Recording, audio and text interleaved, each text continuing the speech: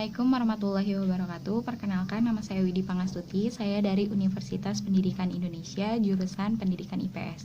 Di video kali ini, saya akan menjelaskan sedikit tentang model pembelajaran Scramble dengan materi untuk kelas 7 pada KD 3.4 juga 4.4 yang membahas tentang perubahan dan kesinambungan masyarakat Indonesia pada masa Hindu-Buddha secara kronologis. Nah, langsung aja pada poin yang pertama adalah model pembelajaran Scramble.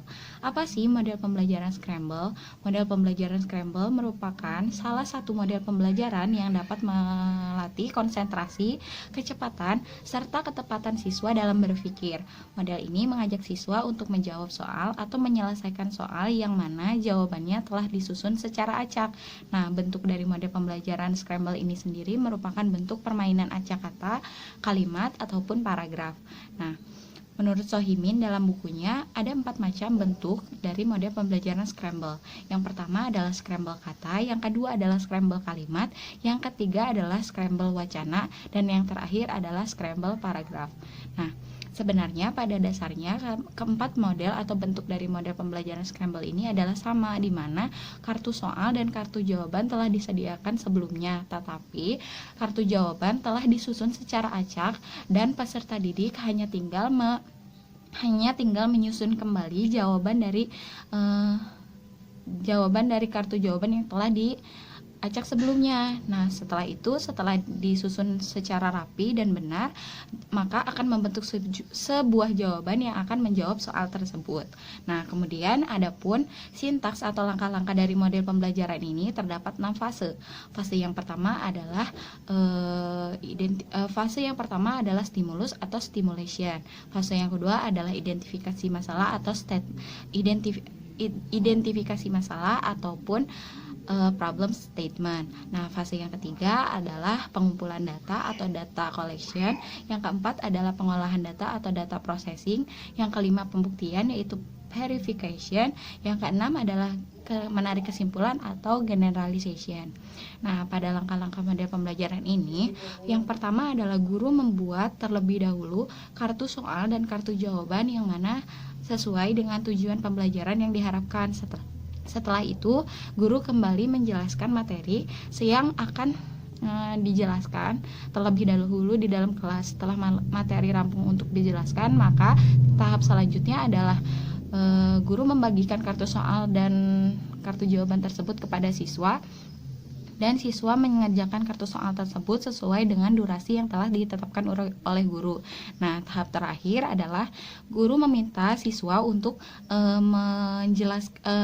meminta salah satu siswa untuk mempresentasikan hasil pekerjaan dari kartu-kartu Scramble yang telah mereka kerjakan. Nah, setelah itu guru kembali menarik kesimpulan dari materi yang diajarkan pada hari itu.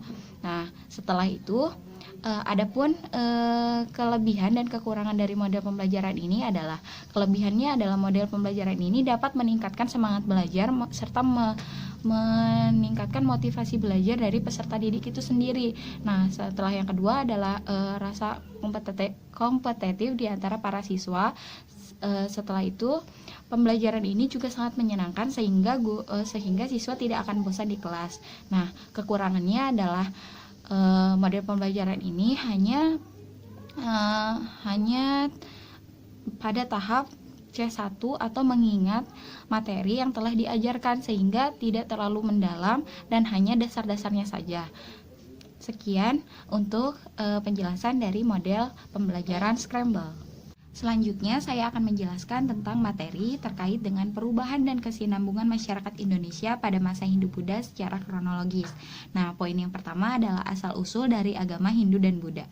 Agama Hindu merupakan agama yang berasal dari India, yang mana agama ini merupakan percampuran dari agama yang dianut oleh bangsa Dravida dan bangsa Arya. Nah, pencampuran agama ini kita sebut sebagai sinkretisme. Nah, adapun kitab suci dari agama Hindu ada 3. Yang pertama adalah Upanishad, kemudian ada Weda, yang ketiga adalah Brahmana. Nah, mereka mengenal 3 dewa utama atau dewa Trimukti. Yang pertama adalah dewa Brahmana yang mereka percaya sebagai dewa yang menciptakan alam semesta. Dewa yang kedua adalah dewa Wisnu yang mereka percaya sebagai dewa yang memelihara alam semesta. Nah, yang terakhir adalah dewa Siwa yang mereka percaya sebagai dewa yang dapat merusak alam semesta jika banyak orang-orang yang berbuat jahat. Nah, kemudian dalam agama Hindu terdapat kasta atau sistem kelas dalam masyarakatnya. Ada 5 kasta. Yang pertama adalah kaum Brahmana, yang kedua adalah kaum Ksatria, yang ketiga adalah kaum Waisya, yang keempat adalah kaum Sudra, yang kelima adalah kaum Pariya. Nah, kaum Brahmana merupakan para pemuka agama ataupun pendeta. Nah, yang kedua adalah kaum Ksatria ataupun diduduki oleh raja-raja dan para prajuritnya. Yang ketiga adalah kaum Waisya yang diduduki oleh golongan atau kelas pedagang dan petani, kemudian kaum Sudra yang merupakan rakyat biasa, dan kaum Pariya yang merupakan rakyat jelata. Nah, tempat suci dari umat Hindu adalah kota Benares, kemudian Sungai Gangga. Kenapa sih Sungai Gangga dipercaya sebagai tempat suci? Karena Sungai Gangga merupakan sungai yang keramat dan mensucikan abu dari jenazah yang mereka taburkan di sungai tersebut. Kemudian hari raya umat Hindu adalah Galungan, Kuningan, Saraswati, Pagarwesi, Nyepi, serta Sriwararti. Selanjutnya yang kedua adalah asal-usul dari agama Buddha. Agama Buddha merupakan agama yang muncul karena reaksi terhadap agama Hindu dengan adanya ritual melalui kurban. Agama Hindu dipelopori oleh Siddhartha Gautama yang merupakan anak dari Raja Sudodana yang memimpin kerajaan Kapitawastu. Nah, mereka merupakan suku Sakya dari kasta Ksatria. Kitab suci dari agama Buddha dikenal dengan kitab Tripitaka atau 3 keranjang. Yang pertama adalah Vinaya Pitaka, kemudian Sutranta Pitaka, dan Abdi Dharma Pitaka. Bahasa yang mereka gunakan adalah bahasa Pali. Nah, agama Buddha sendiri mengalami masa kejayaan pada masa Raja Asoka, di mana agama Buddha mulai ditetapkan sebagai agama resmi kerajaan. Ada 4 teori yang membahas tentang masuknya kebudayaan Hindu dan Buddha di Indonesia. Teori ini terdapat 4 teori yang dikemukakan oleh para ahli. Teori yang pertama dikenal dengan teori Brahmana, di mana J.C. van Leeuwenhoek mempercayai bahwa golongan kaum Brahmana lah yang menyebarkan agama Hindu dan Buddha di Indonesia karena hanya mereka yang mengetahui bahasa Sanskerta dengan huruf Palawanya. Nah, hal ini juga terdapat kesamaan dengan prasasti-prasasti atau benda-benda yang ditemukan dengan bahasa Sanskerta dan huruf Palawa yang ditemukan dalam kerajaan-kerajaan Hindu dan Buddha di Indonesia. Kemudian teori yang kedua dikemukakan oleh C. Shepherd, Mukherjee, dan J.L. Moens yang mereka percaya bahwa golongan kesatria dari India lah yang melakukan penyebaran agama Hindu dan Buddha di Indonesia. Kemudian teori yang ketiga adalah teori Waisya yang dikemukakan oleh N.J. Krom yang percaya bahwa kaum atau pedagang India lah yang menyebarkan agama Hindu dan Buddha di Indonesia melalui perkawinan pedagang India dengan perempuan pribumi dari Indonesia. Teori yang terakhir adalah teori arus balik yang dikemukakan oleh F.D.K. Bosch. Ia percaya bahwa tidak hanya peran dari orang-orang India atau Cina saja yang menyebarkan agama Hindu di Indonesia, tetapi juga ada peran aktif dari orang-orang Indonesia yang mengembangkan kebudayaan agama Hindu dan Buddha di Indonesia yang telah mereka pelajari dari perjalanan mereka di tempat asal adanya agama Hindu dan Buddha. Yang terakhir adalah pengaruh kebudayaan Hindu dan Buddha terhadap masyarakat di Indonesia. Yang pertama adalah dalam bidang pemerintahan, di mana kedudukan kepala suku digantikan oleh raja. Kemudian yang kedua adalah dalam bidang sosial. Tadinya kita tidak mengenal kasta atau kelas dalam masyarakat, tetapi setelah masuknya agama Hindu dan Buddha, kita mulai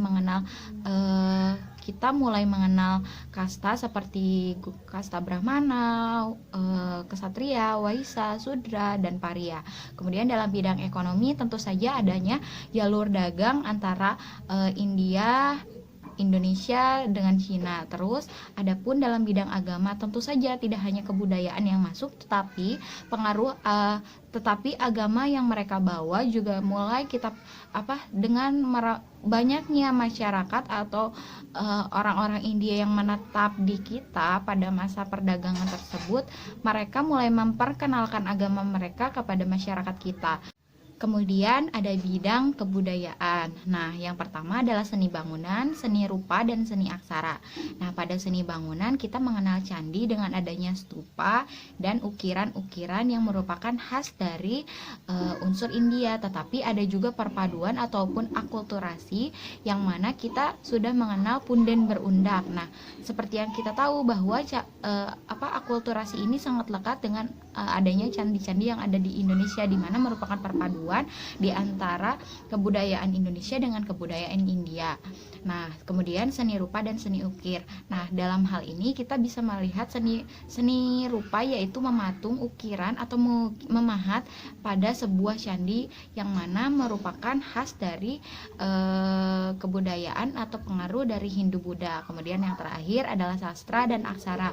Nah, sastra aksara yang berkembang di kita merupakan cerita yang berasal dari Mahabharata dan Ramayana, tetapi sudah dipadu-padankan dengan adanya pementasan wayang yang mana ceritanya sudah diubah dengan ada juga tokoh-tokoh pewayangan dari Indonesia seperti Bagong, Petruk, Gareng, Semar, dan lain-lain. Sekian penjelasan saya untuk video kali ini, semoga bermanfaat untuk Anda semua. Wassalamualaikum warahmatullahi wabarakatuh.